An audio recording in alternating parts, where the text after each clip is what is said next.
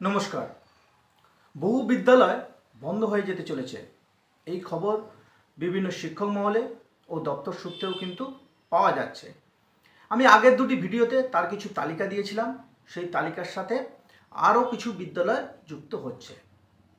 এই বিদ্যালয় থেকে শিক্ষক শিক্ষিকা গ্রুপ সি গ্রুপ ডিদের সারপ্লাস বদলি করা হবে।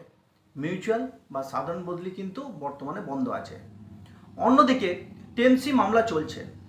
এদিকে বর্তমান পরিস্থিতির কথা মাথায় রেখে যতক্ষণ না পর্যন্ত স্থায়ী বদলি করা হচ্ছে, অর্থাৎ এই সারপ্লাসের ক্ষেত্রে, ততক্ষণ পর্যন্ত টেম্পোরারিভাবে কিন্তু বদলি দেওয়া হবে। তবে দপ্তর সূত্রে যা খবর, 2025-এ নতুন শিক্ষাবর্ষ শুরুর আগেই তা করে ফেলার চিন্তাভাবনা আছে। এবার আসি, অনেকে বলছেন অবর বিদ্যালয় পরিদর্শক সারপ্লাস বদলি করছেন জোরপূর্বক। আপনারা সকলেই জানেন, প্রাথমিকের ক্ষেত্রে অবর বিদ্যালয় পরিদর্শক অর্থাৎ এসআই মহাশয়, ওনার একটি বিশেষ ভূমিকা আছে। কিন্তু উচ্চ মাধ্যমিক, মাধ্যমিক ও উচ্চ প্রাথমিক বিদ্যালয়গুলির ক্ষেত্রে ডিআই কিন্তু সেই ক্ষমতা বা সেই অধিকার বলে কাজ করেন।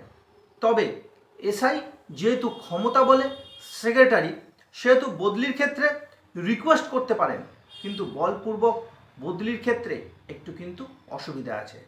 যাই হোক, আগে যে তালিকা দিয়েছিলাম সেই তালিকার সাথে যে যে বিদ্যালয়গুলি আরও যুক্ত হচ্ছে, এবার চলুন সেটা দেখে নেওয়া যায়। বিস্তর তালিকা কিন্তু আস্তে আস্তে বাড়তে চলেছে। আমি এক্সেল শিটের মাধ্যমে খুব সহজেই আপনাদের বিদ্যালয় আছে কিনা সেই তালিকায় সেটা আপনারা দেখে নিতে পারবেন। চলুন এবার সেই এক্সেল শিটের দিকে।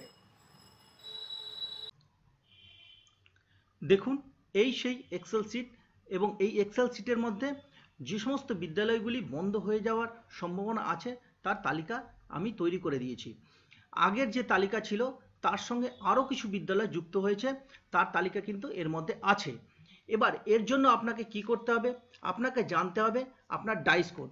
আপনি যদি আপনার বিদ্যালয়ের ডাইস কোডটা জেনে থাকেন, তাহলে কিন্তু খুব সহজেই আপনি জেনে নিতে পারবেন যে এই তালিকায় আপনার বিদ্যালয় আছে কি না। তো প্রথমে আপনাকে কি করতে হবে না, এখানে দেখুন ডাইস কোড বলে একটা অপশন আছে। এই ডাইস কোড অপশনে আপনার ড্রপ ডাউন মেনু থেকে কিন্তু ডাইস কোড সিলেক্ট করতে পারেন। ডাইস কোড সিলেক্ট করলেও কিন্তু আপনারা পেতে পারেন, অথবা যদি মনে হয় আপনি আপনার ডাইস কোডটা এখানে কিন্তু লিখতেও পারেন।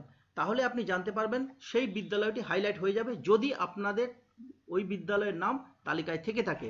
ধরুন আমি একটা ডাইস কোড দিচ্ছি 1911300807। এবার দেখুন বিদ্যালয়টি তালিকাভুক্ত আছে কিনা।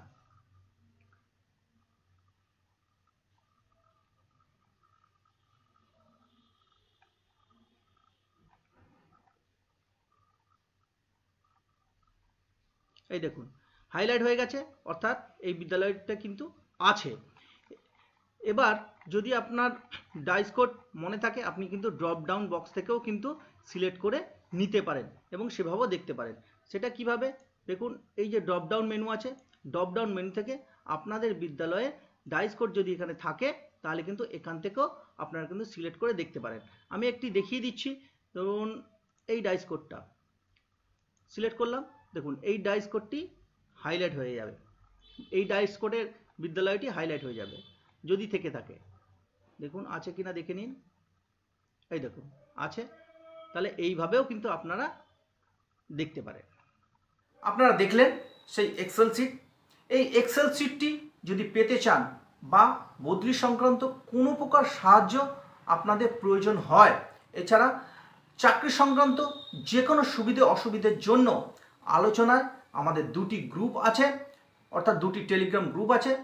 একটিতে অভিজ্ঞ শিক্ষক মণ্ডলী আছে, সেখানে আপনারা জয়েন হয়ে যেতে পারেন, এবং আরেকটি গ্রুপ আছে যেখানে বিভিন্ন প্রকার পিডিএফ এক্সেল শিট দেওয়া হয়, যার লিঙ্ক আমি আমার ভিডিও ডেসক্রিপশন বক্সে দিয়ে দিচ্ছি। সকলে ভালো থাকবেন, সুস্থ থাকবেন, সঙ্গে থাকবেন।